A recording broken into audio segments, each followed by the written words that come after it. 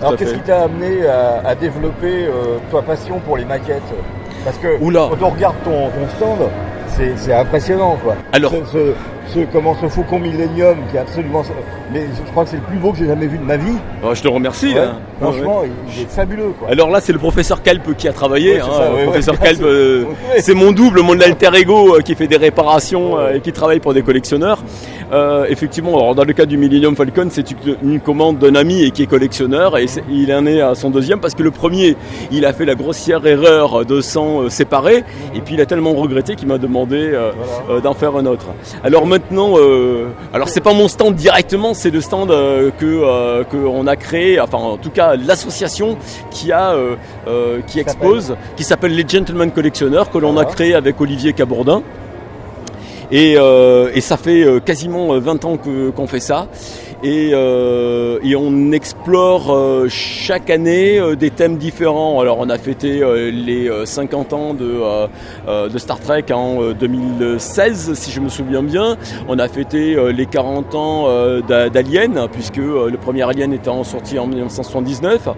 On a fêté les Battlestar Galactica, on a fait du Cosmos 1999, on fait du Star Wars. Là cette année, bien que nous sommes en 2021, mais à cause du Covid ou de la Covid, on a été bloqué dans nos actions et on avait commencé à fêter les 40 ans de l'Empire contre-attaque et là on continue avec cette année, on termine avec ça. Alors ce qui m'a amené, alors les Gentlemen Collectionneurs, on collectionne, on est des maquettistes, mais on est des collectionneurs aussi. Il y a beaucoup de pièces que l'on achetait de le commerce parce que c'est notre collection et qu'on étoffe notre collection comme tout bon collectionneur. Voilà.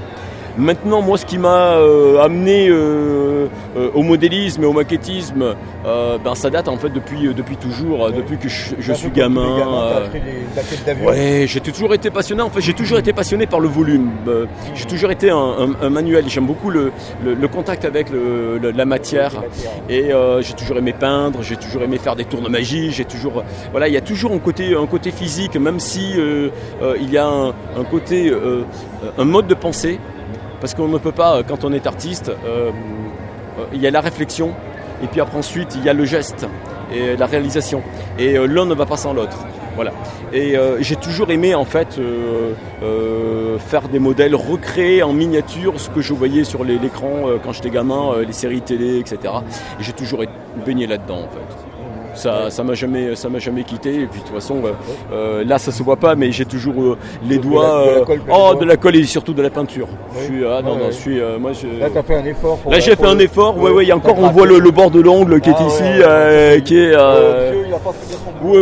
non j'ai toujours les mains pourries et c'est un plaisir alors non moi c'est assumé totalement oui ça c'est la terre mais mais on a un rapport avec le matériau les matériaux. Je trouve ça extraordinaire.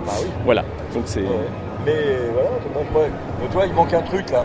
Je veux dire, là, tu vois, donc le Faucon Millenium au milieu des astéroïdes. Enfin, Ce qui manque, c'est qu'on ait inventé l'antigravité. Autrement, il n'y aurait pas les petits bouts de métal qui tiennent les astéroïdes entre eux. Alors, soit l'antigravité, soit le magnétisme. Alors, il existe pour des petits modèles comme ça, on a des trucs magnétiques avec des aimants inversants. Donc, on peut faire maintenir.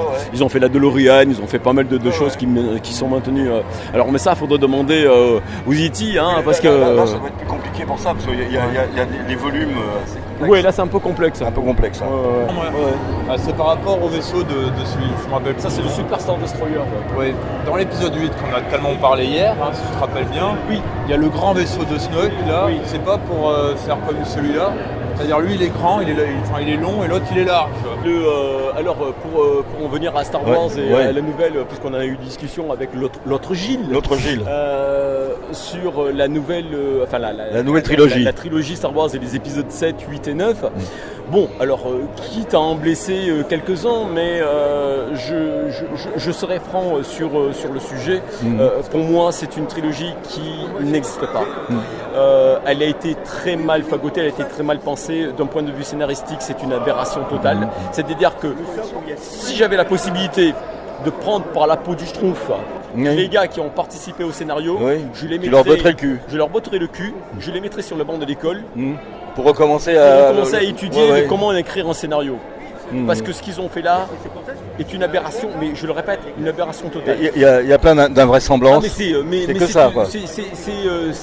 incohérent de bout en bout. Alors on parlait du vaisseau de Snoke qui est encore plus gros que le Super Star Destroyer qu'on voit dans la trilogie originale. Tout simplement parce que ils n'ont pas su renouveler l'histoire.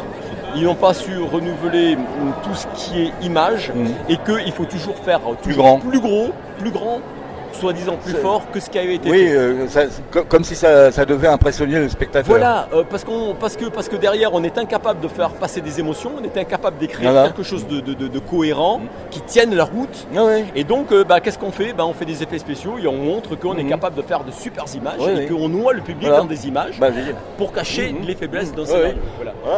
Ça c'était une sacrée émotion quand ils le mettent dans le... Mais absolument. Mais absolument. Là, il y a une émotion. On le met dans de la glace ou de la carbonite. Il y a de l'émotion. Alors que dans l'épisode 7, son fils va tuer Solo. Solo tombe de la rambarde là. Et puis on attend qu'il se relève parce qu'on n'y croit pas un moment. Il n'y a aucune émotion. Il n'y a pas d'empathie. Mais on est même surpris de la façon aussi conne de sa mort. Il n'y a pas de profondeur dans le scénario. Il n'y a pas de profondeur. Non, c'est franchement une trilogie qui est pour moi qui est totalement oubliée. Et or, il y a eu des pétitions. En tout cas, il y a eu une pétition pour faire en sorte d'effacer cette trilogie-là. Et on recommence. Je l'ai même moi-même signé. Et j'estime qu'effectivement, à la rigueur, on efface ça. On se dit c'est une trilogie d'un monde parallèle à Star Wars. Mais on recommence. C'est même pas aussi bon que les films de fans. Il y a les films de fans qui sont super. Au moins les films de fans, il y a un côté émotionnel. J'en ai vu plein. Il y a un côté émotionnel. On porte qu'à des caractères de chacun des personnages. On sait comment ils vont agir. Là, Luke Skywalker qui vit en ermite sur son île, lorsqu'il se saisit du sabre laser que lui tend Rey et qu'il le regarde et qu'il le jette par-dessus son épaule, on n'a jamais. C'est aberrant.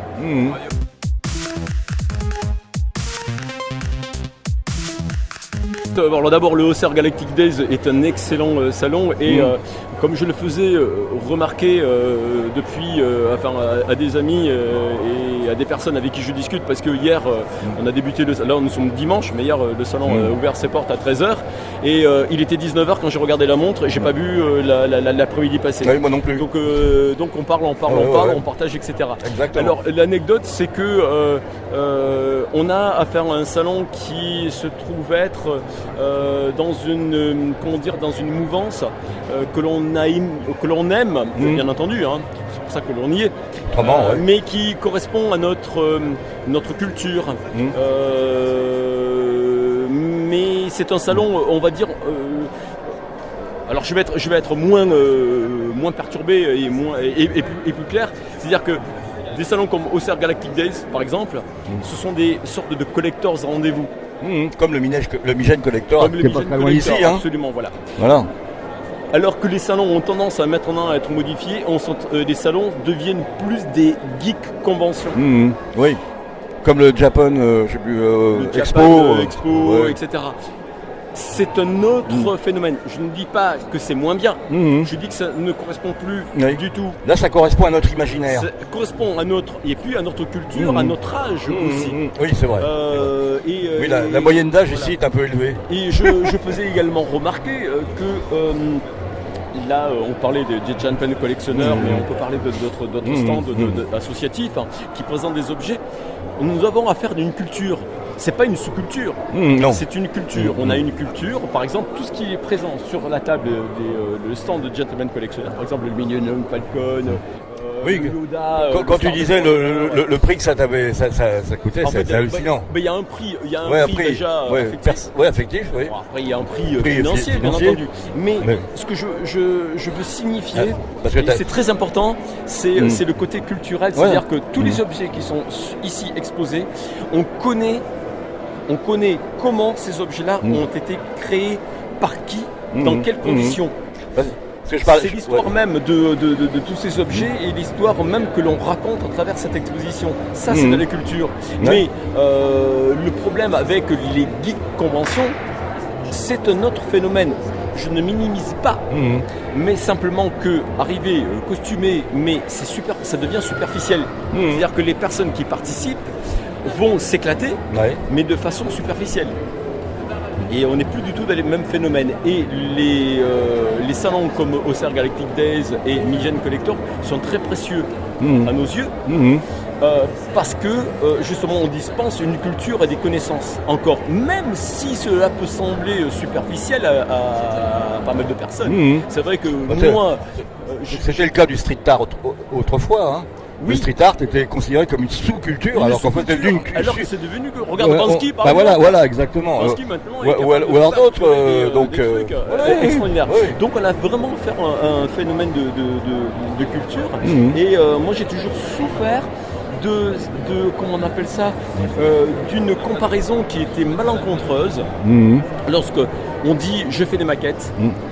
Et on a ce côté péjoratif, tu fais mumuse, quand est-ce que tu deviendras adulte? Voilà, c'est vrai. Et là, on parlait du financier, là. Bon, tu avais dit de combien? 1 200 €? Alors, attends, justement.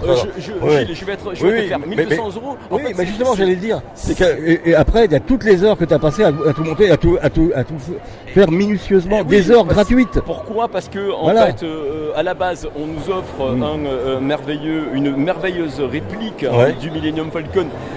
Parce que pour l'histoire, c'est que ça, c'est la réplique exacte, ou quasi exacte, du modèle de tournage utilisé pour l'Empire contre-attaque. Ils avaient construit un modèle de cette dimension-là pour les effets spéciaux, parce que le modèle était quand même assez petit par rapport au précédent modèle qui était vraiment 2 fois plus gros, qui était trop lourd pour les systèmes de commande par ordinateur à l'époque. Donc un modèle plus petit qui permettait de faire les fameuses scènes et séquences de vélocité à travers les astéroïdes. À travers les astéroïdes qui sont là. À travers les astéroïdes. Donc là, la société Altaïa a produit... a édité un modèle sous forme de fascicule. Effectivement, tu me citais, tu me donnais la somme tout à l'heure, 1 200 €. Effectivement, c'est ce que représente l'achat de ce modèle-là. Des morceaux au fur et à mesure. Absolument. Et puis bon, après ensuite, en fonction du talent de la personne qui possède ce millénium. Ton talent, quoi. Alors bon, entre autres. Certes, on a fait appel à mes services pour peindre ce modèle qui est quasi la réplique de la robe, de la patine, de la peinture, du modèle original. Bon, mais ça, c'est en fonction des talents des personnes, vois-tu. Mais ce que je voulais donc signifier et préciser au niveau de la culture, c'est que c'est vrai qu'on présente des modèles, à la fois que sont des modèles de collection achetés dans une boîte et super bien, et puis des modèles où c'est apparenté à des maquettes. Mais lorsque tu fais, on parle de modélisme, tu fais du maquettisme. Oui, parce qu'on devrait dire modélisme, mais pas maquettisme. On devrait dire modélisme. Alors il y a deux. Alors je vais revenir sur le thème. Alors c'est vrai que quand tu dis je fais des maquettes, c'est péjoratif. Tu fais mumuse, tu n'es pas adulte du tout, tu es encore un gamin. En revanche, tu dis oh je suis peintre, même si tu fais des croûtes, mais t'es peintre. T'es peintre. Oui, dis donc, t'es un artiste. Ah ouais, mais alors ça vaut que dalle là. Tu mettrais même pas ça dans tes chiottes, mais non là. Et donc ça c'est la culture française, parce qu'il faut pas oublier que au Japon et en Angleterre et aux États-Unis bien entendu, pays le modélisme, le maquettisme, tout ce qui est en rapport avec la miniature, c'est valorisé. Oui, absolument, c'est de l'art. Mais en France, on a décidé que c'était pour les gamins. Ah, pour les gamins, dès le départ. Donc, la différence qu'il y a de notable entre maquettisme, ou en tout cas entre maquette et modèle, c'est que ici, avec le Millennium Falcon en particulier, puisqu'il est devant nous, on va en parler, c'est que là, on a affaire à un modèle. Ce n'est pas présomptueux, c'est simplement parce que le schéma, la structure, les détails, enfin l'objet qui est devant nous n'évoluera plus, puisque c'est ce qui a été ce qu'on voit dans le film. Et c'est donc un modèle. On va pas rajouter un truc qui n'existe pas dessus, coller un truc ou lui faire une patine rose à pois vert parce que ça te plaît. On peut le faire. Oui. Mais ça, ça, si tu fais la réplique du Millennium Falcon, donc ça c'est un modèle. Oui. La différence entre modèle, achevé. Voilà, c'est achevé, c'est définitif. Et la différence qu'il y a entre un modèle et la maquette, c'est que la maquette c'est évolutif. Tu fais une maquette de disque par exemple. Tu chantes. Putain, j'ai une idée, je vais écrire 3 paroles et tout ça. Et puis derrière, tu as l'arrangeur, le preneur de son, l'ingénieur de ceci, le gars qui va intervenir, qui va dire on va mettre un instrument. Et ta chanson de départ que tu avais dans ta tête, qui était, tu avais fait une maquette parce que tu l'as fredonné, que tu as mis 3 instruments en synthèse sur un clavier, tu vas le donner dans un studio. Soudain, tu as tout le studio, tout le staff du studio qui va intervenir et qui va faire que ta maquette de départ va se transformer en chanson définitive c'est le modèle. qui va être adaptée. Subir des modifications ou adapter dans différents pays, chanter en anglais, en russe, en tchécoslovaque si on veut, mais ça reste une chanson et donc ta maquette de départ est devenue une chanson, devenue le modèle. Voilà. C'est ça la différence. Ce qu'on n'a pas perçu en France. Lorsque tu fais du maquettisme, c'est toujours le maquettisme, mais on appelle ça une boîte de maquettes, mais en anglais c'est du kit. Ouais, c'est kit. C'est modèle kit. Modèle kit. Modèle en pièces détachées. Mais en France, on utilise toujours le terme péjoratif de maquette. Et ça, j'ai du mal vraiment alors que quand même, quand tu vois par exemple, quand on fait les architectes font des maquettes de ce qu'ils vont construire, c'est valorisé. Alors là, les architectes font des maquettes. Ce ne sont pas des modèles.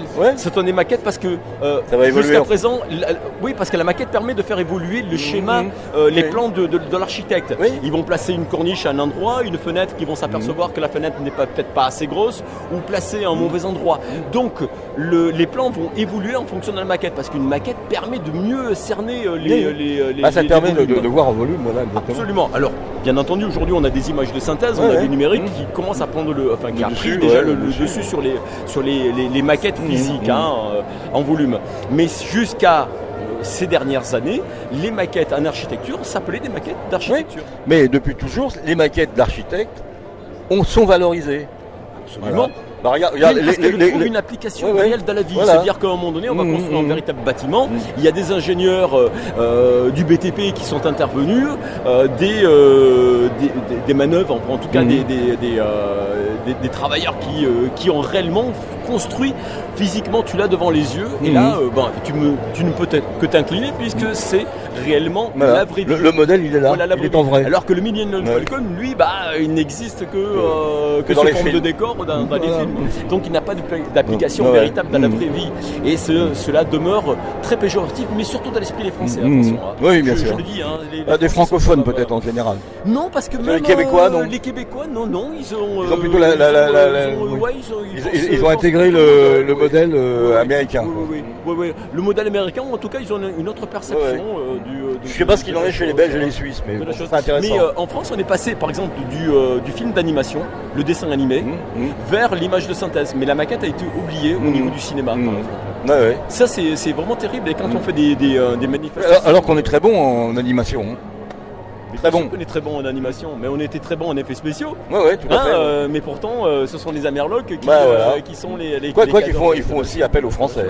Oui. Il y a même des studios en France qui travaillent pour Disney, pour Lucasfilm, etc.